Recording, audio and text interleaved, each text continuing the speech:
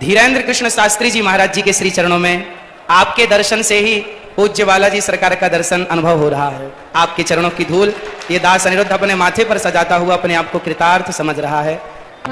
जय गोपी चित चोर प्रभु, जय जय माखन चोर, जय जय माखन चोर।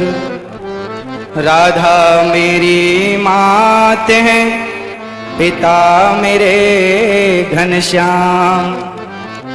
इन दोनों के चरणों में मेरा कोटि कोटि प्रणाम, मेरा कोटि कोटि प्रणाम। आग लगी आकाश में बरस रहे अंगार, संत न होते जगत में तो जल जाता संसार, तो जल जाता संसार। बोलिए श्री बागेश्वर बालाजी सरकार की जय, संत समाज की जय। स्वामी जी के द्वारा सुंदर कार्यों की जय, हिंदू राष्ट्र की जय, भारत माता की जय। जय श्री राधे, जय जय श्री राधे। उपस्थित सभी भक्तजनों को जय श्रीमन्नारायण, जय श्री कृष्णा।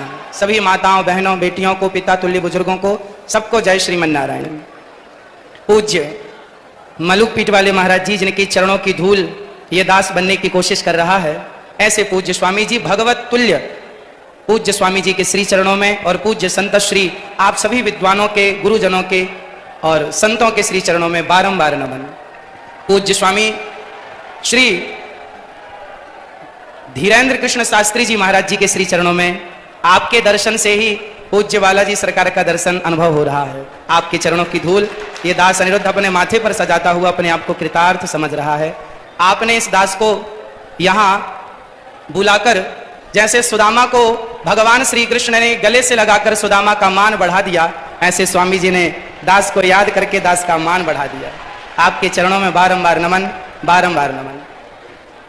पूज्य सरकार बालाजी सरकार के पूज्य श्री बागेश्वर बालाजी सरकार के द्वारा, पूज्य स्वामी जी के द्वारा यहाँ जितने भी कार्य हो रहे हैं, चाहे बेटियों का विवाह हो, चाहे हिंदू राष्ट्र की चर्चा हो, चाहे देश को बागेश्वर बालाजी सरकार का चमत्कार दिखा करके और जन जन के हृदयों में एक भक्ति की चेतना को स्थापित करना, या फिर पूज्य बागेश्वर बालाजी सरकार की कृपा से सबका दुख दर्द हरना, ये जो भी आप कर रहे हैं, इससे समाज में एक नई जागरूकता आ रही है। समाज इन शक्तियों को, सोई और खोई हुई शक्तियों को पहचानने लगा कि हमारी शक्ति कितनी विशाल है और सनातन की संस्कृति की जो हमारी शक्तियां हैं। हनुमान जी जब लंका गए तो हनुमान जी से पूछा राम जी ने कि आप लंका चले गए, तो हनुमान जी ने कहा प्रभु मुद्रिका मेल मुख माही। हे प्रभु, ये मेरा कोई बल नहीं है, आपके नाम की जो मुद्रिका मेरे मुख में थी तो जलद ही लांग गए अचरज नहीं। यदि भगवत कृपा से हनुमान जी छलांग लगा के सेतु को, समुद्र को पार कर सकते हैं, तो उन्हीं हनुमान जी की कृपा से पूज्य स्वामी जी यदि समाज को जोड़ रहे हैं, हिंदू राष्ट्र का सपना देख रहे हैं, तो ये भगवत कृपा ही है और ये संभव है। आप देखिए हिंदू क्या है, हिंदू किसे कहते हैं? आज विदेशी आते हैं, आकर हिंदू बन जाते हैं और राम नाम की जपते माला भक्ति में रम जाते हैं। धरा ये जिस पर घूम रही, हम उसी केंद्र के बिंदु हैं। गर्व से कहो हम हिंदू हैं, हम हिंदू हैं, हम हिंदू। सनातन धर्म क्या है? सनातन संस्कृति किसे कहते हैं? आज समझने की बात है। जब हमसे कोई पूछता है कि आप कितने भाई हैं, तो हम कहते हैं हम 2 भाई हैं, हम 3 भाई हैं, हम 4 भाई हैं, हम 5 भाई, या हम सिंगल हैं। हम ऐसा परिचय देते हैं। यदि आप कितने लोग चाहते हैं कि हिंदू राष्ट्र बनना जरूरी है, चाहते हैं, तो आज से अपना परिचय बदलिए और कोई आपसे पूछे आप कितने भाई हैं, तो ये मत कहो कि हम 1 2 3 4 5 भाई हैं, ये कहो हम टोटल 4 भाई हैं। और 4 कौन कौन? ब्राह्मण, क्षत्रिय, वैश्य और शूद्र। हम चारों जब संगठित होंगे तब हिंदू राष्ट्र बन सकेगा। यदि यदि हम संगठित नहीं हुए तो केवल सपने सपने ही रह जाएंगे। इसलिए आज से हम कितने भाई हैं? कौन कौन?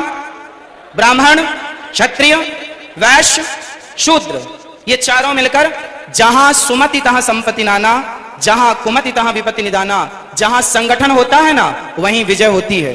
जहां एकता है वहां सब कुछ है, संसार की हर खुशी वहां है जहां एकता है। यदि हम बिखर गए, मुगलों ने, अंग्रेजों ने क्या किया? हम हिंदुओं को, हम सनातनियों को लड़ाया, आपस में लड़ाया। फूट डालो शासन करो किसका नारा था? तो आपस में लड़ाया उन्होंने, हम लड़ते चले गए और लड़ने का परिणाम यह हुआ कि हमारे देश के टुकड़े टुकड़े हो गए। केवल लड़ाई का परिणाम है ये। यदि हम संगठित रहते तो क्या मजाल किसी की कि हमारी तरफ कोई आंख उठाकर देख लेता। हमारे सनातन धर्म में चाहे ब्राह्मण हो, क्षत्रिय हो, वैश्य हो, शूद्र हो, आप बताइए आज जिस छुआछूत ऊंच नीच की बात की जाती है, बताइए क्या हमारे सनातन धर्म में, क्या हमारे हिंदू धर्म में, क्या हमारे वेद पुराणों और ऋषि मुनियों के द्वारा क्या छुआछूत की भावना कभी थी? यदि छुआछूत होता तो भगवान राम निषाद राज्य को गले ना लगाते। यदि छुआछूत होता तो भगवान राम माता शबरी के बेर ना खाते। इसका मतलब है भगवान और भक्त। हमारे यहां तो संत रैदास जी हुए हैं जिनके चरणों को लोगों ने प्रणाम किया है, धो धो करके पिया है, जिनका आज भी ये मुहावरा, ये वाक्य आज भी प्रचलित है कि मन चंगा तो कठौती में गंगा। ऐसे महापुरुषों को हमने अपने हृदय में बिठाकर उनको पूजा है। यदि हमारे यहाँ जातवाद होता, ऊंच नीच होती, तो हम कभी भी ऐसे लोगों को इस रूप में स्वीकार ना करते। इसका मतलब हमारे देश में जातवाद था ही नहीं। ये जातवाद का जहर घोलकर सिर्फ सनातनियों को आपस में लड़ाने का षड्यंत्र किया गया और जिस षड्यंत्र की चपेट में हम सभी भारतीय आ गए। हमको लड़ाया गया, हमें गलत पढ़ाया गया। जैसे समझिएगा क्या क्या गलत पढ़ाया गया। हम लोगों को पढ़ाया गया कि हम जब पढ़ते थे ना तो हमें पढ़ाया जाता था गा गणेश का, गा से गणेश। आज पढ़ाया जाता है गा से गधा। जब गा से गधा पढ़ेंगे तो गधा ही होंगे, फिर गणेश वाली बुद्धि कहां से लाओगे? इसलिए अब एक वाक्य देखिए इतिहास से। लोग कहते हैं कि हिंदू धर्म में सती प्रथा थी, राजा राम मोहन राय जी ने इसे बंद किया। ये जो जानकारी है ना, ये अधूरी जानकारी है। हमारे देश में, हमारे वेदों में, पुराणों में, ऋषि मुनियों के द्वारा हमारी संस्कृति में कभी भी सती प्रथा नहीं थी। यदि थी तो वह किस रूप में थी वो समझने की जरूरत है। हमारे यहाँ ऐसा नहीं था कि पति मर गया तो उससे जबरदस्ती चिता में डाल दिया जाए, ऐसा नहीं था। ऐसा था कि पांडु जी की मृत्यु हुई तो माता माद्री उनके इच्छा से कि मैं अब जाऊंगी और अपनी स्वेच्छा से उन्होंने सती होना स्वीकार किया। जबकि माता कुंती ने कहा कि ये 5 बच्चे हैं, माद्री माँ ने कहा कि आप इनका ख्याल रखो। तो माता कुंती अपनी इच्छा से रह गई और माता माद्री अपनी इच्छा से चली गई। यदि हमारे देश में सती प्रथा थी तो दशरथ जी के चले जाने पर माता कौशल्या सती क्यों नहीं हो गई?